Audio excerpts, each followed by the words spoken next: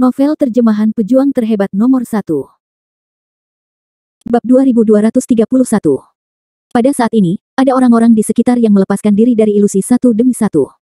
Setelah membebaskan diri dari ilusi, banyak orang melihat situasi yang sama dan keadaan mereka tidak terlalu baik. Lagi pula, teknik ilusi dewa menggunakan kelemahan hati manusia. Mereka akan melihat adegan yang paling tidak ingin mereka hadapi. Setelah meminta permintaan menyeluruh, jantung mereka berdebar-debar dan secara alami bersyukur. Ya Tuhan, ini ilusi macam apa yang begitu sombong, kupikir itu nyata. Hampir diucapkan. Ya. Kakak kedua, kamu juga sadar, kamu lebih cepat dari saudara-saudara lainnya. Beberapa orang berhasil dan yang lain gagal. Banyak orang akan diselimuti cahaya oranye merah karena pertahanan psikologis mereka terlalu lemah dan muntah darah. Tantangan-tantangan ini akan gagal dan mereka tidak akan bisa melanjutkan.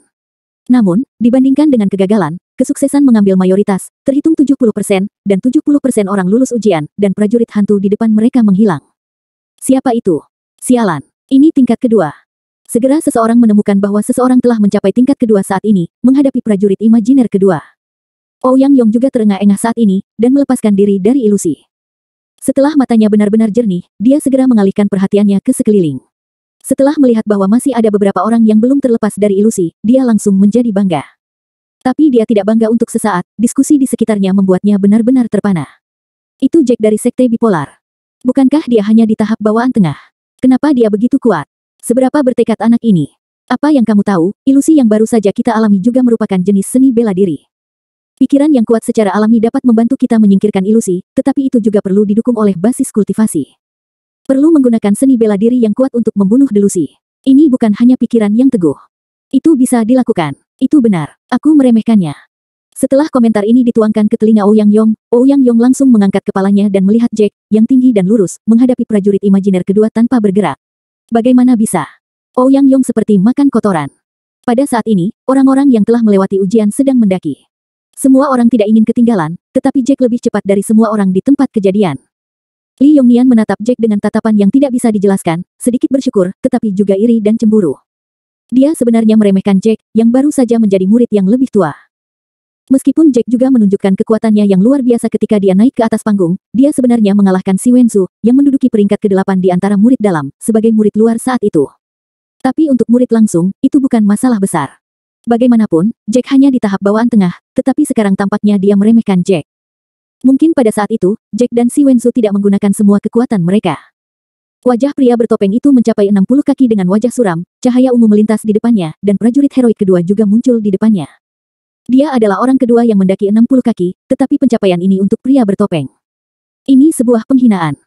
Jika seseorang melampaui dia, pria bertopeng itu mungkin belum meledak secara emosional, tetapi Jack, seorang anak yang belum pernah membunuh sebelumnya, melarikan diri dari telapak tangannya 2 kali, melampaui dirinya sendiri dengan basis kultivasi bawaannya, bagaimana dia bisa memiliki kedamaian pikiran.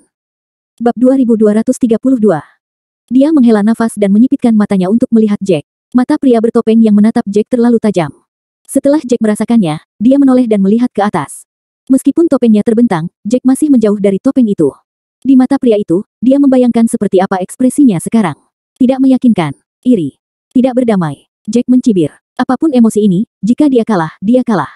Seringai di sudut mulut Jack terlalu keras, dan organ dalam topeng yang maskulin berputar. Kamu sangat bangga. Merasa seperti kamu melampauiku. Kamu lebih cepat dariku, dan kamu hanya bisa mengatakan bahwa kamu teguh dalam pikiran. Jika kekuatanmu yang sebenarnya lebih kuat dariku, mengapa kamu hanya tahu cara berlari di jalan? Pertempuran sebelumnya antara kamu dan aku. Meskipun pria bertopeng itu berada pada jarak tertentu dari Jack, dia masih berbicara dengan Jack. Jack mengangkat alisnya, dan tidak kesal dengan kata-kata ini, aku tahu apa kekuatan antara kamu dan aku, tetapi kamu tidak boleh lupa bahwa basis kultivasi aslimu harus lebih tinggi dariku. Bertarung pada level yang sama, kamu yang berlari. Arogan. Wajah pria bertopeng itu memerah. Jack terlalu malas untuk bermain dengan pria bertopeng, menoleh, dan menunggu dengan tenang untuk memulai pertempuran kedua. Waktu berlalu 1 menit dan 1 detik. Setelah semua orang yang melewati level tersebut naik ke level 60, level kedua resmi dibuka. Prajurit hantu di tanda 60 meter mekar seragam dengan cahaya ungu, seperti valet mekar penuh, dan semua orang berkonsentrasi pada mereka. Krek. Semua prajurit imajiner menghunus pedang panjang mereka. Pedang panjang ini meledak dengan cahaya ungu dan diukir dengan pesona ungu, yang misterius dan penuh kekuatan. Tindakan menarik pedang ini juga merupakan awal dari pertempuran, tetapi yang mengejutkan semua orang, mereka tidak mengambil inisiatif untuk menyerang, seolah-olah menunggu mereka, para penantang ini, untuk mengambil tembakan pertama. Jack menatap prajurit hantu di depannya, dan tidak bermaksud untuk segera menembak. Prajurit hantu di 60 meter sama dengan prajurit hantu yang dia hadapi di 30 meter, tetapi senjata di tangannya telah berubah. Basis kultivasi juga telah berubah. Prajurit imajiner di tempat 30 meter adalah basis kultivasi awal dari tahap bawaan, dan 60 meter sudah berada di tahap pertengahan bawaan, tetapi dia baru saja menembus tahap bawaan tengah, memberi orang perasaan ketidakstabilan di penanaman. Namun, kali ini prajurit imajiner itu melihat ekspresinya persis sama seperti sebelumnya, dengan sedikit ketidakpedulian dalam penghinaan yang sama, dan tidak memandangnya sama sekali. Saat menghadapi tatapan seperti ini pada awalnya, Jack masih memfitnah di dalam hatinya. Kultivasimu tidak lebih baik dariku. Mengapa menatapku dengan tatapan seperti ini, tapi sekarang Jack mengerti alasannya. Prajurit roh yang mandiri ini mungkin adalah kekuatan besar di alam para dewa. Basis kultivasi mereka jauh lebih tinggi daripada orang-orang yang hadir. Mereka hanya menyesuaikan basis kultivasi mereka untuk bekerja sama dengan para dewa. Itu sebabnya prajurit itu melihat mereka seperti semut. Jangan menunggu. Aku ingin melihat, lintasan apa yang akan kamu gunakan kali ini. Murid Sekte Chiba, meraung dengan sedikit ketidaksabaran. Setelah mengatakan ini, dia menghunus pedang 5 kaki dan menebasnya ke arah prajurit hantu di depannya.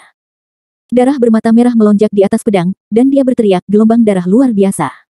Energi darah langsung menyelimutinya, dan pedang 5 kaki di tangannya, seperti genangan darah neraka, dengan niat membunuh yang gigih dan energi darah itu menebas ke arah prajurit hantu di depannya.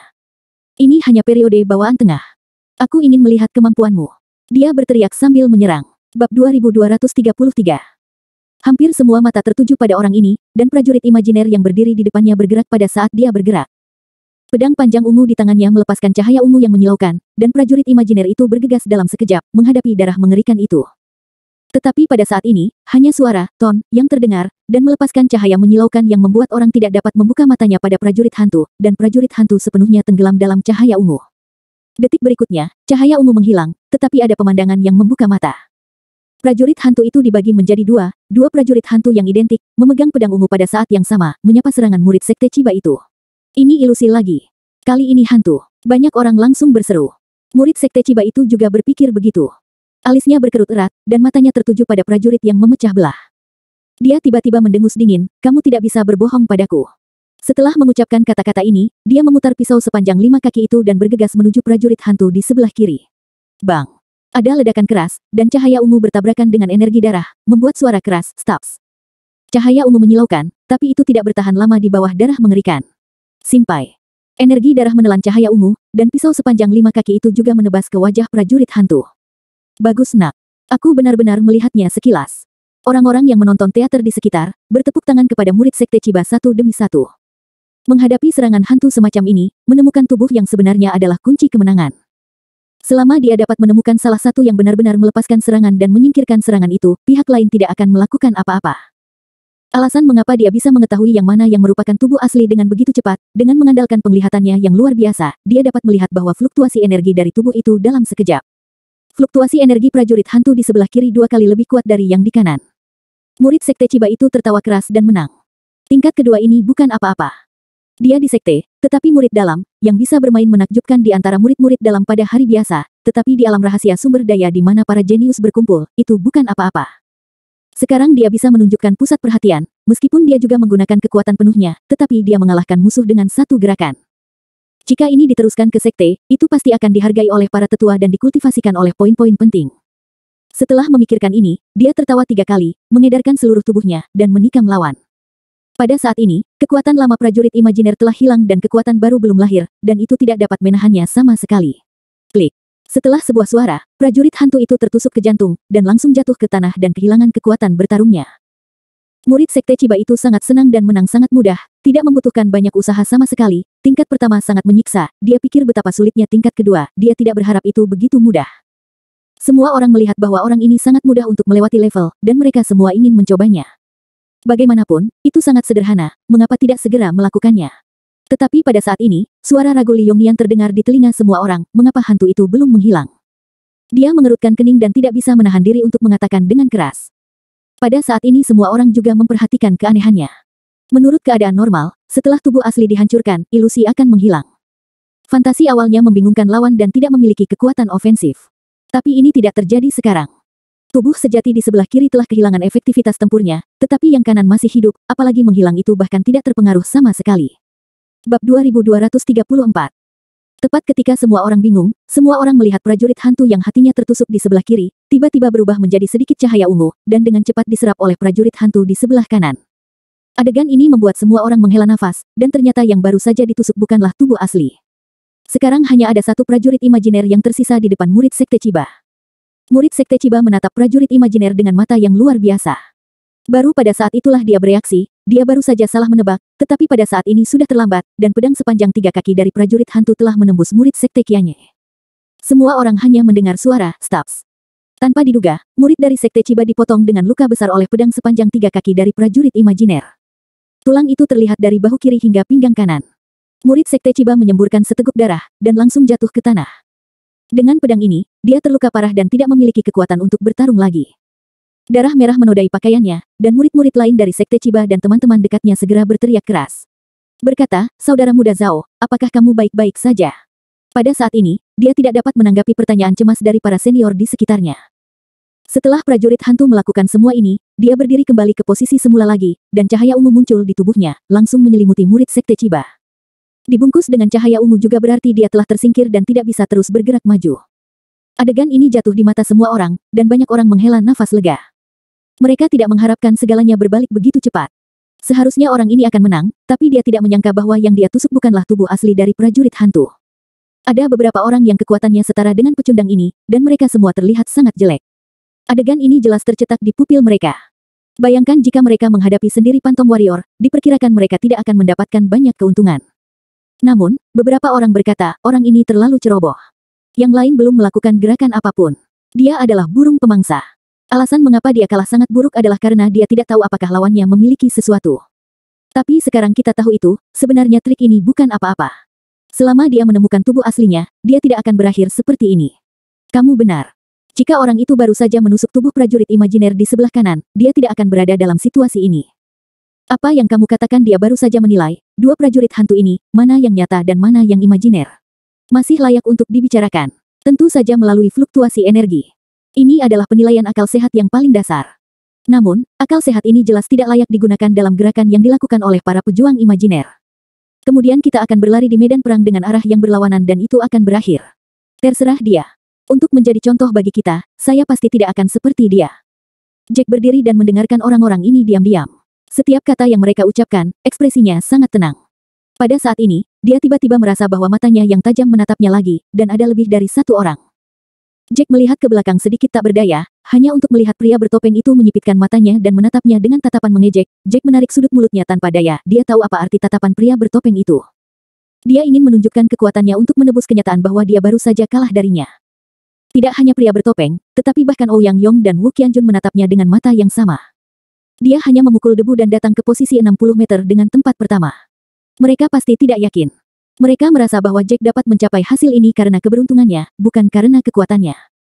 Tidak terkoordinasi adalah alasan ketidakpuasan mereka. Bab 2235. Sekarang adalah kesempatan besar untuk membuktikan bahwa mereka jauh lebih baik dari dirinya. Jack tidak ingin memperhatikan pikiran hati-hati mereka, mengabaikan untuk melihat mereka bahkan tanpa melihat mereka.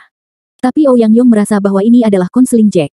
Dia mencibir dan berkata, kamu tidak berpikir bahwa kamu baru saja mencapai hasil, itu berarti kemampuanmu untuk mendominasi orang banyak. Jack mengerutkan kening. Dia benar-benar tidak repot-repot merawat lalat yang tidak bisa pergi ini, tetapi jika dia tidak mengatakan sepatah kata pun, itu hanya akan membuat orang lain berpikir bahwa dia benar-benar mengaku, dan dia bahkan tidak berani mengambil kata-kata. Dia menoleh sedikit tak berdaya, aku tidak pernah berpikir untuk mengalahkan para pahlawan. Dapatkah kamu menutup mulut? Jika kamu benar-benar ingin membuktikan kekuatanmu, ambil saja tindakan, bicara banyak omong kosong untuk apa yang kamu lakukan. Ouyang Yong sangat marah sehingga wajahnya berubah ungu lagi, dan dia mengulurkan jarinya ke dahi Jack, oke. Aku akan membiarkanmu melihat dan melihat, seberapa besar jarak sebenarnya antara kamu dan aku. Dia baru saja selesai mengatakan ini, dan tiba-tiba ada dua booms di sekelilingnya. Seorang murid dari Sekte Hunyuan dipukuli lagi dan jatuh ke tanah. Dia adalah orang kedua yang menyerang. Orang pertama yang menyerang memberinya pengalaman, dan dia tidak sabar untuk menjadi produk uji kedua. Kali ini dia sangat menentang pilihan murid Sekte Chiba pada saat itu. Dia menyerang sisi mana fluktuasi energi lemah. Tapi ternyata dia juga salah memilih. Setelah menghancurkan prajurit imajiner di sebelah kanan, prajurit imajiner di sebelah kanan berubah menjadi cahaya ungu kecil, dan langsung diserap oleh prajurit imajiner di sebelah kiri.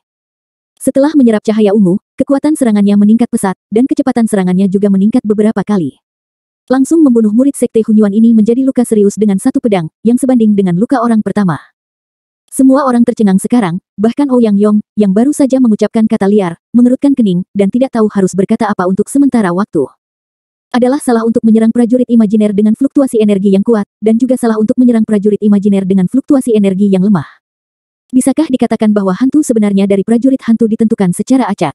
Tiba-tiba semua orang terpana di tempat satu persatu, tetapi pikiran tertegun kembali ke pikiran tertegun, dan mereka yang harus ditembak akan mengambil tembakan. Beberapa orang sangat bingung, dan menembak satu demi satu. Hasil yang diperoleh membuat semua orang mengerutkan kening, tidak peduli sisi mana yang mereka serang, itu bukan tubuh prajurit hantu, atau keduanya adalah hantu prajurit hantu. Tentu saja, beberapa orang akhirnya mengalahkan prajurit imajiner, bagaimanapun juga, pasti ada banyak orang dengan bakat yang kuat. Pria bertopeng itu mencibir dengan jijik setelah melihat pemandangan orang-orang yang hadir. Dia menoleh dan menghadapi prajurit hantu di depannya. Dengan cincin luar angkasa di tangan kirinya, sebuah parang muncul di tangannya. Jack mengangkat alisnya. Ternyata senjata pria bertopeng itu adalah parang. Dengan satu titik di jari kakinya, dia memegang pedang lengkung itu dan langsung menembak ke arah prajurit hantu.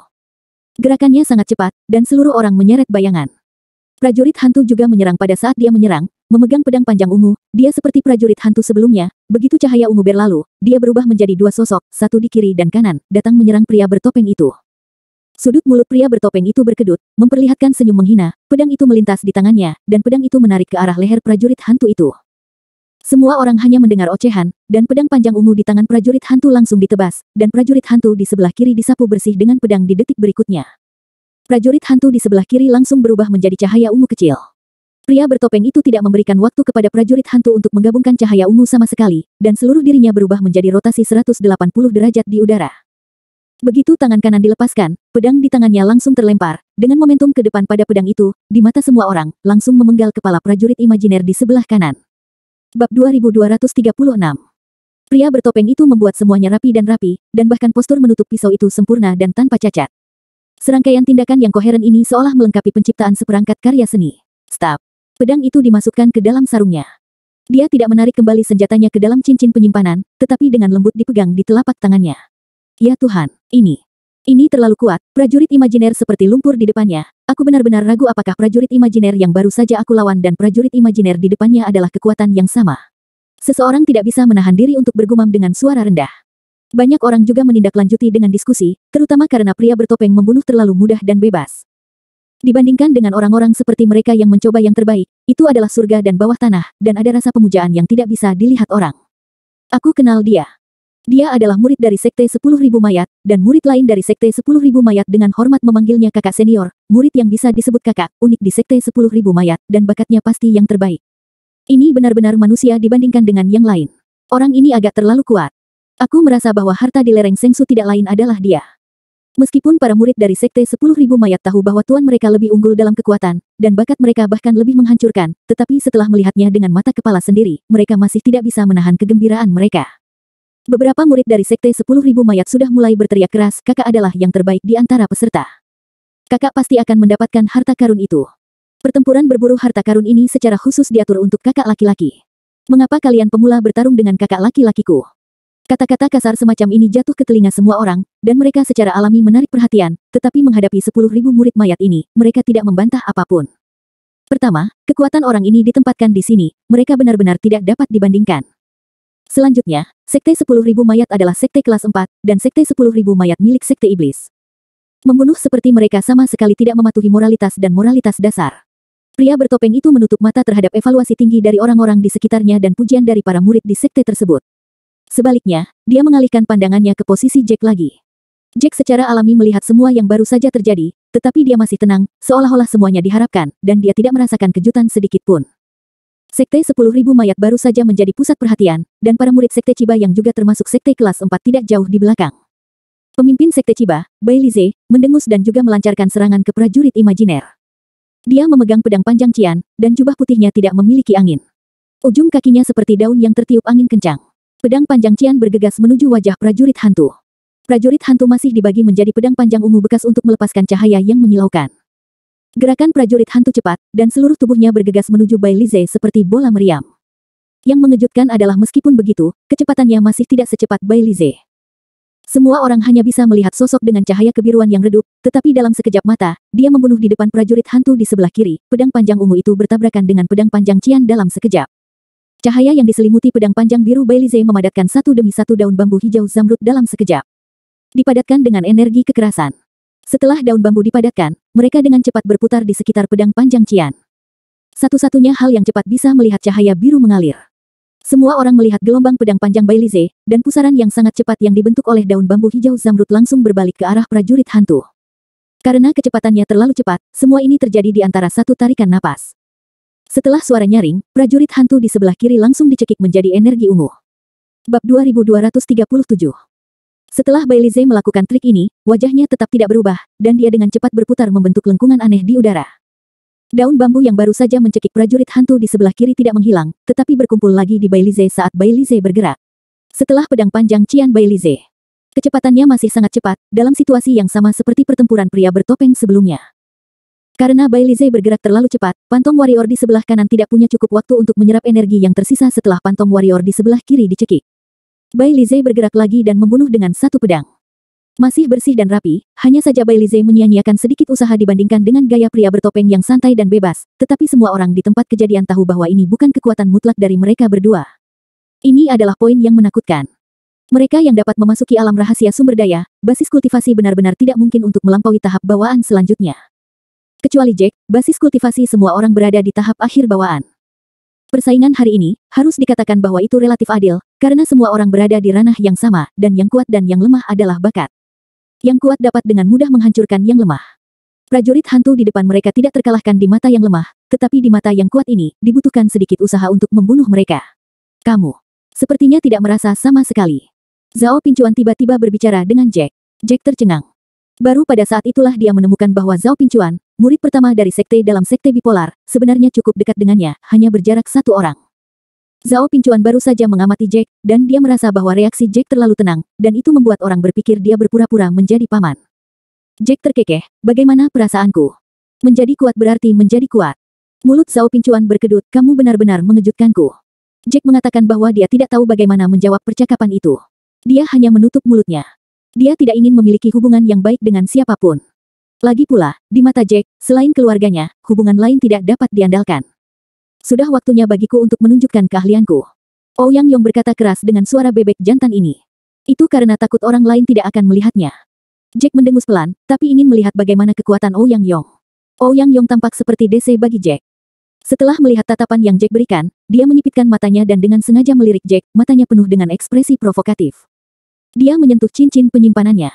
Taji tulang yang dibuat dengan hati-hati dipegang di telapak tangannya. Jack sedikit terkejut dengan senjatanya. Bagaimanapun, ini adalah pertama kalinya dia melihat seseorang menggunakan taji tulang sebagai senjata.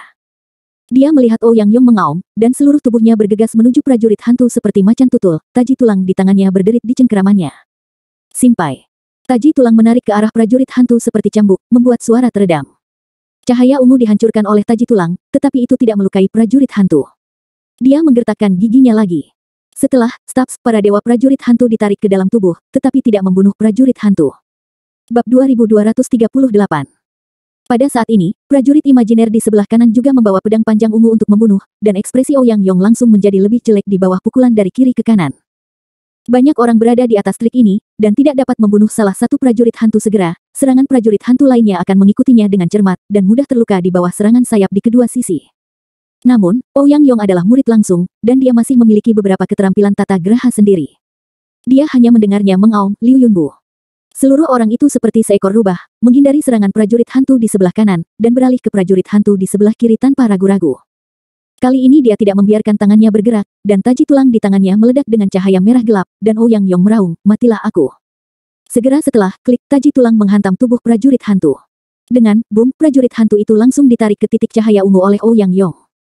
Sekarang adalah saat yang paling kritis. Jangan biarkan prajurit imajiner di sebelah kanan menyerap cahaya ungu, jika tidak, prajurit imajiner di sebelah kanan akan meningkat kekuatannya, dan kemudian dia akan menghadapi perlawanan ganda. Ini adalah sesuatu yang dia tidak diizinkan untuk muncul. Boom! Ouyang Yong membuat gerakan terus-menerus.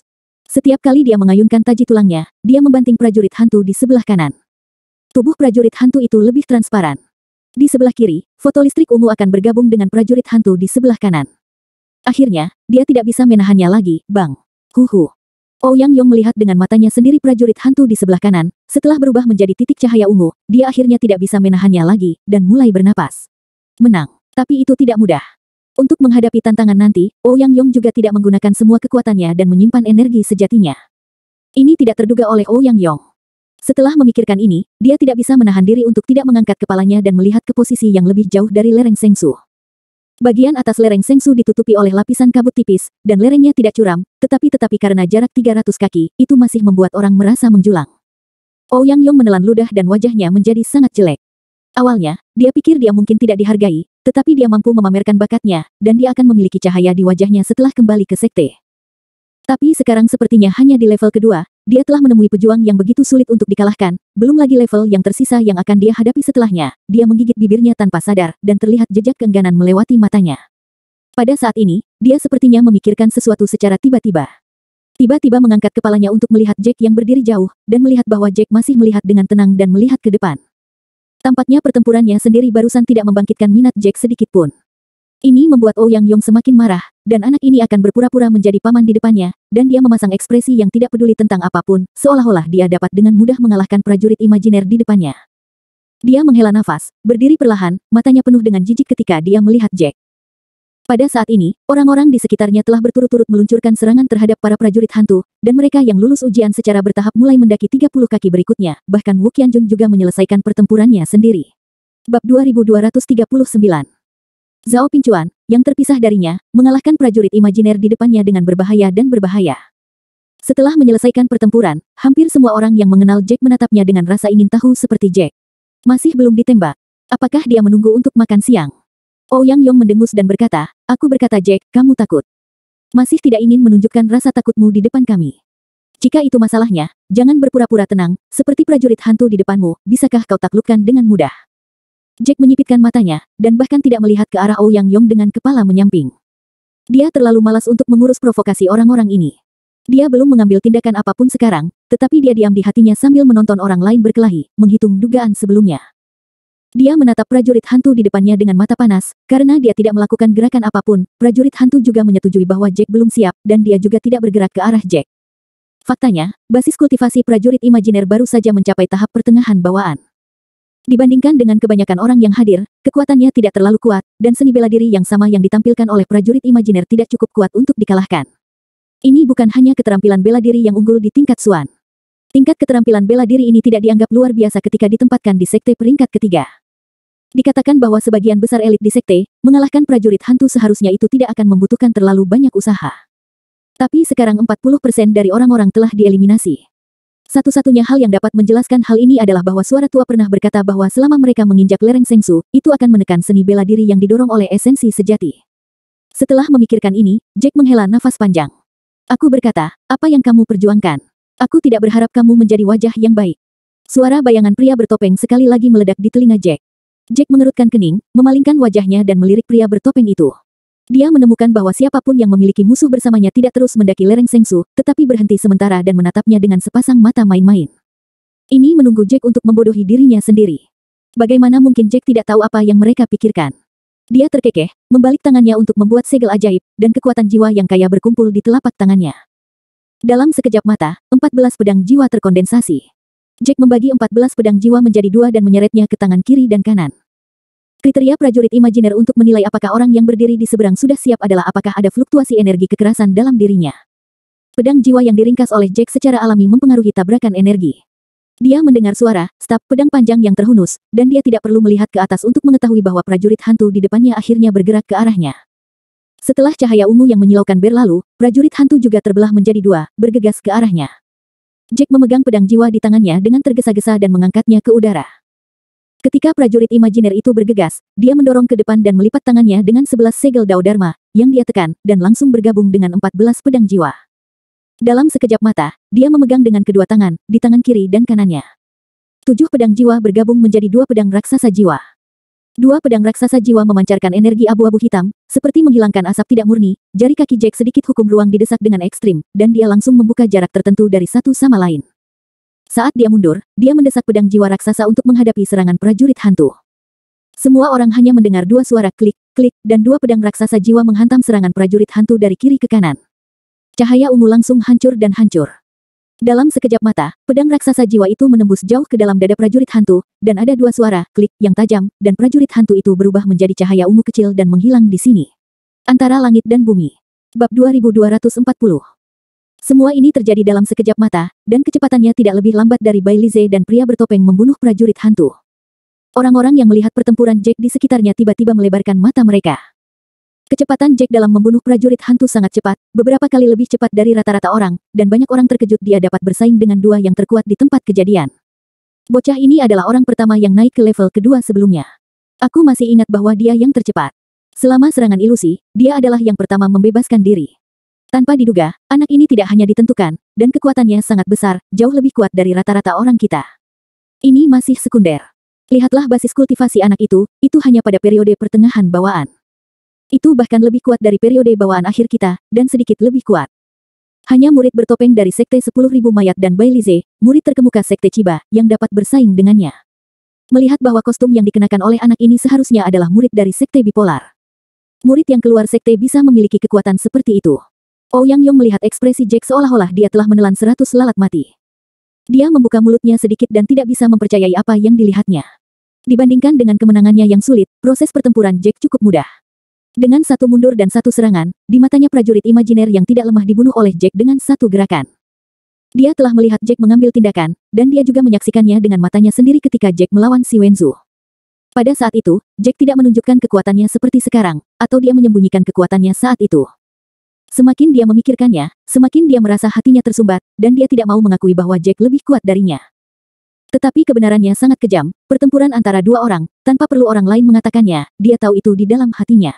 Kenapa? Kenapa anak ini begitu kuat, dia hanya dalam periode pertengahan bawaan. Li Yongnian memandang Jack dengan mata yang cemerlang, dan ingin memuji Jack dengan satu atau dua kata saat ini, tetapi ketika dia akan berbicara, dia merasa bahwa jika dia mengatakannya saat ini, sepertinya itu menguntungkan Jack, jadi dia menutup mulutnya lagi. Untuk mengatakan bahwa wajah paling jelek di tempat kejadian adalah pria bertopeng, tetapi pria bertopeng itu berbeda dari murid biasa. Matanya sangat ganas, dan dia langsung merasa bahwa proses pertempuran Jack sedikit berbeda dari proses pertempurannya. Hanya untuk mengatakan apa yang berbeda, pria bertopeng itu tidak dapat menemukan alasan yang tepat untuk sementara waktu. Awalnya, pria bertopeng itu berencana untuk mengejek Jack untuk meredakan amarahnya setelah dia selesai bertarung. Nanti, dia akan mencari peluang untuk memecahkan Jack ini, dan omong-omong, menggali rahasia bahwa Jack dapat melarikan diri di bawah tebing patah hati, tetapi sekarang tampaknya rencana ini mungkin sudah mati. Jack tidak peduli dengan apa yang orang lain pikirkan tentang dia. Bahkan pujian Zhao Pincuan di telinganya, Jack tidak terlalu memperhatikannya, tetapi mengambil langkah menuju tingkat ketiga. Langkah demi langkah, dia sampai pada posisi 90 meter. Dia menoleh dan melirik ke tempat yang baru saja dia lewati. Melihat ke bawah dari 90 meter, dia melihat bahwa setidaknya 50% dari orang-orang yang tersisa di tempat pertama mati dan yang kedua mati. Dia pikir eliminasi akan dimulai pada tingkat ketiga. Dia tidak berharap bahwa 50% orang akan ditebas sebelum level ketiga. Hal ini menunjukkan bahwa tingkat kesulitannya tinggi. Setelah semua orang mencapai posisi 90 kaki, tantangan ketiga resmi dibuka. Kali ini mereka juga menghadapi prajurit hantu, tetapi basis kultivasi prajurit hantu ini telah stabil di tengah periode bawaan. Tidak ada yang berani melakukan tembakan pertama kali ini. Lagi pula, dari dua pengalaman sebelumnya, memberitahu mereka siapa yang pertama menembak, siapa yang pertama tidak beruntung, dan tidak ada yang tahu jurus macam apa yang akan digunakan prajurit imajiner ketiga. Tepat ketika semua orang memikirkannya, tiba-tiba ada dering lonceng di telinga mereka, dan dering lonceng itu seperti pengingat terus-menerus berdetak di hati mereka.